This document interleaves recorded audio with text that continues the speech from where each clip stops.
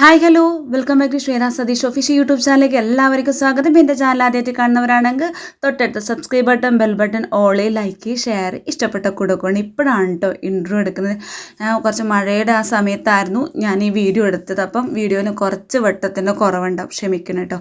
അപ്പം ഞാനിന്ന് ഉണ്ടാക്കാൻ പോകുന്നത് നമ്മുടെ ഉലുവിട്ടിട്ടുള്ള മത്തി മൊളീഷ്യനായിട്ട്. നിങ്ങളുടെ നാട്ടിലെ മൊളീഷ്യനാണോ എന്താ പറയുന്നത് കമൻറ്റ് ചെയ്യണേ. അപ്പോൾ എല്ലാ സാധനങ്ങളും ഞാനവിടെ അരിഞ്ഞു വെച്ചു കേട്ടോ.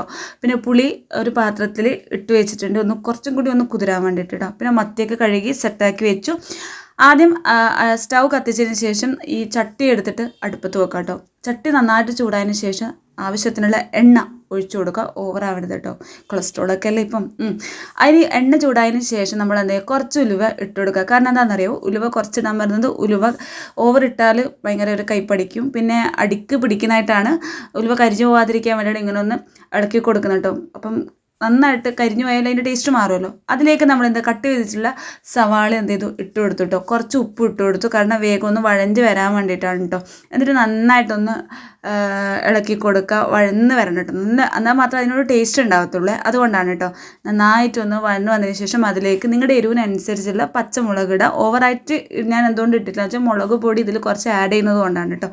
അപ്പോൾ എല്ലാം കൂടി ഒന്ന് നന്നായിട്ടൊന്ന് മിക്സ് ചെയ്തു. പിന്നെ വെളുത്തുള്ളി ഞാൻ ചതച്ചിട്ട് ഇടാറില്ല. പിന്നെ ഇഞ്ചി ഉണ്ടെങ്കിൽ നല്ല കേട്ടോ. എനിക്ക് ഇഞ്ചീൻ്റെ ടേസ്റ്റ് ഇഷ്ടമല്ലാത്തത് കൊണ്ട്, പക്ഷേ ഇഞ്ചി ഹെൽത്തിന് നല്ലതാണ് കേട്ടോ.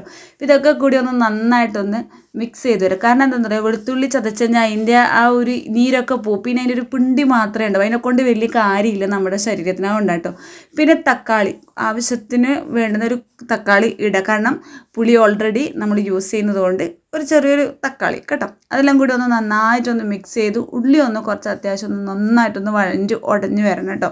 അധികം ഉടയാൻ വേണ്ടി പാടില്ല, ഒരു കുറച്ച് ഉടഞ്ഞതിന് ശേഷം നമ്മൾ എന്ത് ചെയ്യുക, അതിലേക്ക് വേണ്ടിയിട്ടുള്ള ഇതൊക്കെ ഇടാൻ വേണ്ടിയിട്ട് നമ്മൾ പോവുകയാണ്. ഒന്നും കൂടി ഒന്ന് മിക്സാക്കി വെച്ചു കേട്ടോ, കാരണം കുറച്ചും കൂടി ഒന്ന് ഇതായിക്കോട്ടെ എന്ന് വിചാരിച്ചിട്ട്. പിന്നെ അതിലേക്ക് ആവശ്യത്തിനുള്ള മഞ്ഞൾപ്പൊടി ഇട്ടു. നന്നായിട്ടൊന്ന് മഞ്ഞൾപ്പൊടീൻ്റെ ആ ഒരു മണം പോകുന്നത് വരെ എല്ലാം കൂടി ഒന്ന് യോജിപ്പിച്ച് ചെയ്തു കേട്ടോ.